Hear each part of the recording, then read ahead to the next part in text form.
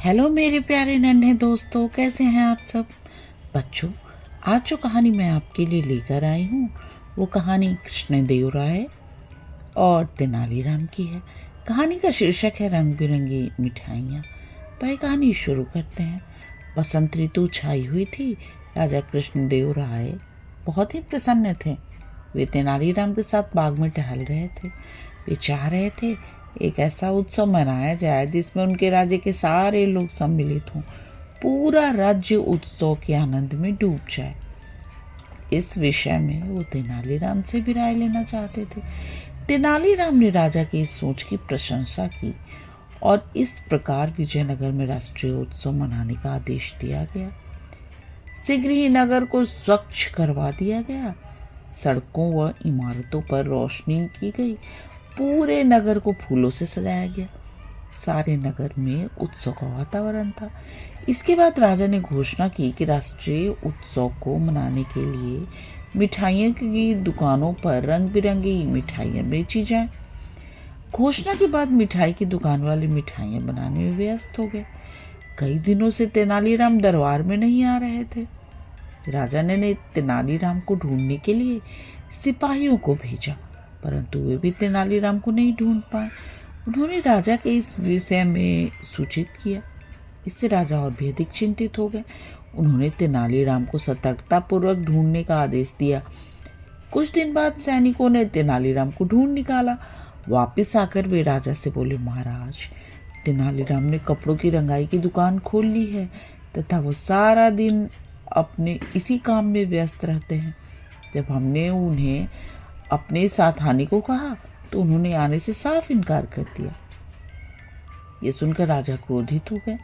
वो सैनिकों से बोले, मैं तुम्हें आदेश देता हूँ कि तेनालीराम को जल्दी से जल्दी पकड़कर यहाँ ले आओ। यदि वो तुम्हारे साथ ना आए तो उन्हें बलपूर्वक लेकर आओ। राजा के आदेश का पालन करते हुए सैनिक तेनालीराम को बलपूर्वक पकड़कर दरबार में ले आए।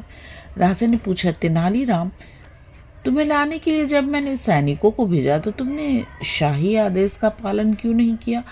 क्या तुमने ये रंगरेज की दुकान क्यों खोली? हमारे दरबार में तुम्हारा अच्छा स्थान है जिससे तुम अपनी सभी आवश्यकताएं पूरी कर सकते हो।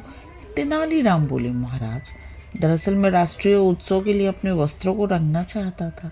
इससे पहले कि सारे रंगों का प्रयोग दूसरे कर ले, मैं रंगाई का कार्य पूरा कर लेना चाहता था। सभी रंगों के प्रयोग से तुम्हारा क्या तात्पर्य है? क्या सभी अपने वस्त्रों को रंग रहे हैं? राजा ने पूछा। नहीं महाराज, वास्तव में रंगीन मिठाइयाँ बनाने के आपके आदेश के पश्चात सभी मिठाई वाले मिठाइयों को रंगने के लिए रंग खरीदने में व्यस्त हो गए हैं। यदि वे सारे रंगों को मिठाइयों को रंगने के लिए खरीद लेंगे तो मेरे वस्त्र कैसे रंगे जाएंगे? इस पर राजा को अपनी भूल का एहसास हुआ। वो बोले, तो तुम क्या कहना चाहते हो कि मेरा आदेश अनुचित है? मेरे आदेश का लाभ उठाकर मिठाइयाँ बनाने वाले मिठाइयों को रंगने के लिए घटिया व हानिकारक रंगों का प्रयोग कर रहे हैं। उन्हें केवल खाने योग्य रंगों का ही उपयोग करना चाहिए। इतना कहकर महाराज ने तेनालीराम को देखा। तेनालीराम के चेहरे पर वही चिर परिचित मुस्कुराहट थी।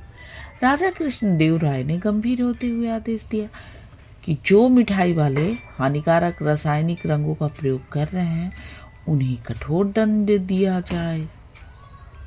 इस प्रकार तेनालीराम ने अपने बुद्धि के प्रयोग से एक बार फिर विजयनगर के लोगों की रक्षा की। बच्चों, अगर आपको तेनालीराम की ये कहानी अच्छी लगी तो प्लीज़ मेरे चैनल को सब्सक्राइब कीजिए और मेरे प्यारे नन्हे दोस्तों, आप आराम से सो जाओ और सपनों की दुनिया में खो जाओ। गुड नाइट मेरे प्यारे नन्हे दोस्तों, गुड नाइट।